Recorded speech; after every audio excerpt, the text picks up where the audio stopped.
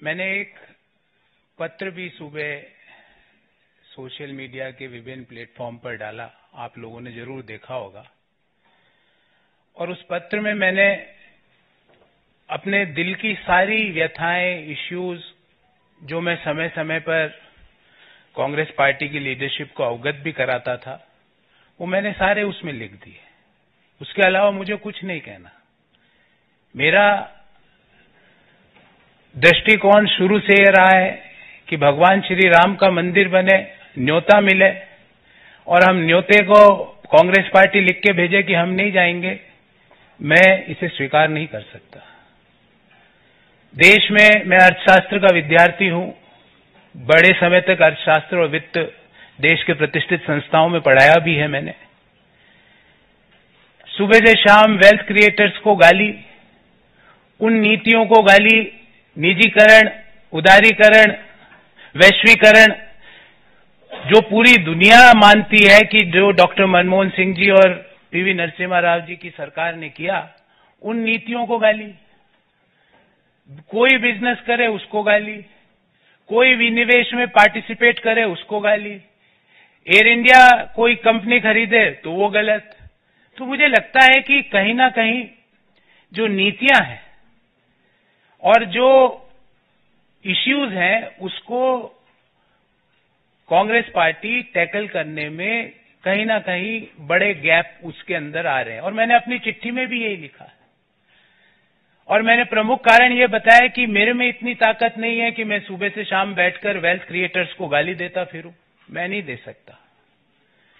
मेरे में इतनी ताकत नहीं है कि जब सनातन धर्म के ऊपर सवाल उठाए और मैं चुपचाप बैठ जाऊं, मेरे से नहीं होगा। कांग्रेस पार्टी के नेताओं ने, कांग्रेस पार्टी के जो अलायंस पार्टनर्स हैं, उन्होंने सनातन धर्म के ऊपर बड़े बड़े प्रश्न उठाए, क्यों उसका जवाब नहीं दिया गया?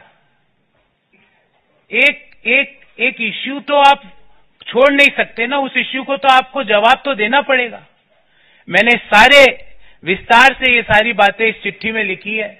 मैं आदरणीय संजय मयूख जी से आग्रह करूंगा कि मेरी इस चिट्ठी की एक प्रति आपको जरूर दें, ताकि आपको पता लगे कि मेरा इश्यू बेस्ड रिजर्वेशंस क्या थे। और मैं महाभारत के इस छंद से अपने आप को हमेशा रेगुलेट और डायरेक्ट करता हूं, जो मैंने इस चिट्ठी में भी लिखा है। धर्म एवं हतो हंति धर्मो रक्षति रक्षित, तस्य धर्मो न हंतव्यो मा नो धर्मो हतो वधित। अर्थात धर्म के मामले में आप चुप्पी साध लो, जो गालियां दे रहे हैं सनातन को आप चुप्पी साध लेते हो, वेल्थ क्रिएटर्स को जो गाली दे रहा है आप चुप्पी साध लेते हो और उल्टा गालियां दे रहे हो। देश में वेल्थ क्रिएशन जुर्म नहीं हो सकता। देश में जो नीतियां उदारीकरण की, निजीकरण की, वैश्वीकरण की नीतियां हैं, वो गलत नहीं हो सकती। आज आप इसलिए उन चीजों को गलत बोलते हो क्योंकि वो एक ऐसे व्यक्ति उन चीजों को आगे लेके जा रहा है जिनको आपको सुबह से शाम गाली देनी है। मैंने कम से कम 300-400 प्रेस वार्ताएं करी है साथियों, आपने भी कहीं ना कहीं मुझे जरूर देखा होगा। मैंने इश्यू बेस्ड रिजर्वेशंस पे बात करी है, व्यक्ति परक्ष आरोप आलोचनाएं नहीं करी है। व्यक्तियों के बारे में राजनीतिक पार्टियों पे आक्षेप नहीं होते। राजनीतिक पार्टियां आइडियोलॉजीज पर आधारित होती है और जो आइडियोलॉजीज पर मैं ये सोच के कांग्रेस पार्टी, जिस आइडियोलॉजी को सोच के मैंने ज्वाइन किया था कि नए आइडियाज का, इंटेलेक्चुअल आइडियाज का, नए सोच का वहां पर सम्मान होगा, पर नए सोच का, नए आइडियाज का, नए लोगों को सम्मान छोड़ के क्रश करने की प्रक्रिया भारत को आगे नहीं ले जा सकती। और अल्टीमेटली हमारी आइडियोलॉजीज, पार्टीज की, पॉलिटिकल राजनीतिक पार्टियों की आइडियोलॉजीज अलग अलग हो सकती है, पर एक आइडियोलॉजी जो हम सबको जोड़ती है वो भारत को आगे ले जाने की आइडियोलॉजी, और उसी आइडियोलॉजी को ध्यान में रखते हुए जो विकसित भारत की जो संकल्पना है उसको आगे ले जाने के लिए जो आइडियोलॉजी ने मुझे आकर्षित किया और मैंने आज भारतीय जनता पार्टी ज्वाइन करी।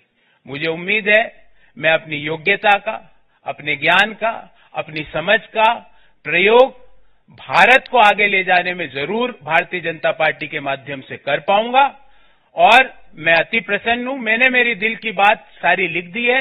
इससे ज्यादा ना तो मुझे किसी के व्यक्ति के बारे में टीका टिप्पणी करनी है। जो इश्यूज, और ये इश्यूज मैंने ऐसा नहीं कि पहली बार उठाए, पार्टी के हर पटल पे इन इश्यूज को मैंने समय समय पर उठाया और बेरोक टोक उठाया। पर जब आप इनको नजरअंदाज कर रहे हो तो मुझे लगता है कि भारत को आगे ले जाने में आपका कंट्रीब्यूशन नहीं है। और जब मैं अपना कंट्रीब्यूशन भारत जैसे महान देश को आगे ले जाने में नहीं दे सकता तो मैं वहां रहकर कुछ नहीं कर सकता। इसलिए मैंने प्रधानमंत्री नरेंद्र मोदी जी के विकसित भारत की संकल्पना को आधार बनाकर देश को आगे ले जाने की, जो डेवलप्ड नेशन बनाने की जो मोदी जी का सपना है, उसको साकार करने के लिए जो भी मेरे से योगदान होगा वो मैं पूर्ण रूप से दूंगा। इससे ज्यादा मैं आज आपसे कुछ नहीं कहना चाहता। बहुत बहुत धन्यवाद। बहुत बहुत धन्यवाद तावड़े साहब, संजय जी और आप सभी लोगों को जिन्होंने मुझे ये अवसर दिया।